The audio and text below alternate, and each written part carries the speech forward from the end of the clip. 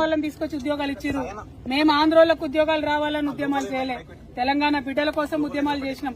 మా వల్ల తప్పై ఉండొచ్చు, ఆ ప్రభుత్వంలో నేను కూడా భాగస్వామిగా ఉన్నా, తప్పు జరిగి ఉండొచ్చు. మనలో మనం తెలంగాణలో తప్పు సరిదిద్దుకోవాలి.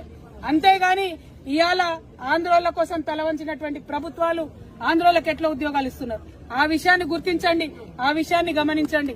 తప్పులు మనం చేద్దాం, అవసరమంటే మనమే సరిదిద్దుకుందాం. ఇంకొక అంశం, ఖచ్చితంగా అవినీతి జరిగింది, ఖచ్చితంగా ఉద్యోగాలు అమ్ముకున్నారు. ఇవాళ కాకపోతే రేపు ప్రూవ్ అవుతుంది. కానీ ఇవి ఫేస్ చేసే ధైర్యం లేకనే ముఖ్యమంత్రి గారు కోర్టులకు పోయి, డివిజన్ బెంచ్లకు పోయి, సుప్రీంకోర్టుకు పోయి పేద విద్యార్థులతో ప్రభుత్వం తలబడుతుంది. న్యాయమా ఇది? కరెక్టేనా? ఒక్కొక్క లాయర్ లక్షలు తీసుకొని వస్తాడు. అటువంటి వాళ్ళని తీసుకొచ్చి మీరు పేద విద్యార్థుల మీద ప్రయోగిస్తారా? మరి ఇవాళ అదే విద్యార్థుల దగ్గర రాహుల్ గాంధీ వచ్చారు. నేను రాహుల్ గాంధీ గారిని ఒకటే డిమాండ్ చేస్తున్నా, మీ బీహార్ ఎన్నికలు ఉన్నాయి కదా, ఇవాళ ఇక్కడ నుంచి నిరుద్యోగుల ఆడికి కూడా వస్తాం, ఏవో వదిలిపెడతాం అనుకుంటున్నారేమో, అక్కడికి కూడా వచ్చి మీరు ఇక్కడ తెలంగాణ నిరుద్యోగులు ఎట్లా ఫెయిల్ చేసిరన్న విషయం అక్కడ కూడా చెప్తాం.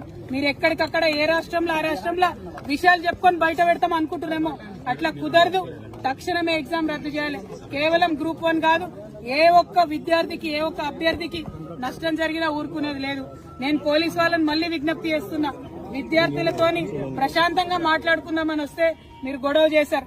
గేట్లోకి రానిచ్చినాక లైబ్రరీలోకి పోనీయమంటే ఎట్లా జరిగేది, ఎట్లా మాట్లాడేది? ఇటువంటి అన్యాయం చేయొద్దని మళ్ళొకసారి ప్రభుత్వాన్ని డిమాండ్ చేస్తున్నాం. రేపు కూడా 15th రోజు మరి డివిజన్ బెంచ్ లో విచారణ ఉన్నది.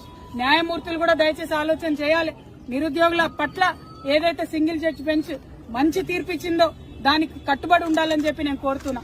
అన్నిటికన్నా దారుణం ఏంటంటే మరి తెలుగులో ఉద్యోగాలు రాసినటువంటి, తెలుగులో పరీక్షలు రాసిన విద్యార్థులకి దారుణమైన అన్యాయం జరిగింది. ఈ మొత్తం నష్టపోయిన వాళ్ళలో పోలీసు వాళ్ళ పిల్లలు కూడా 50-60 మంది ఉన్నారు. మరి మీరు ప్రభుత్వ ఉద్యోగాలలో ఉన్నారు, మీ పిల్లలకు ప్రభుత్వ ఉద్యోగాలు వస్తలేవు. అటువంటి ప్రభుత్వాన్ని ఎందుకు మీరు రక్షిస్తా ఉన్నారని పోలీస్ మిత్రులను కూడా కోరుతా ఉన్నాను. తెలుగు ఉర్దూ మీడియం రాసిన వాళ్ళకు కూడా అన్యాయం జరిగింది. వీటి మీద పోరాటం చేయడానికి ఇక్కడికి వచ్చిన తప్పితే ఇంకోటి లేదు. ఇదివరకు ప్రభుత్వాలు అన్యాయం చేసినందుకే ప్రభుత్వాలు మారినాయి. ఈ ప్రభుత్వం అన్యాయం చేస్తే ఈ ప్రభుత్వం కూడా నిలబడదు. జాబ్ క్యాలెండర్ ఏదైతే ఇస్తామని చెప్పినారో అది ఇవ్వాలని కూడా డిమాండ్ చేస్తున్నాం.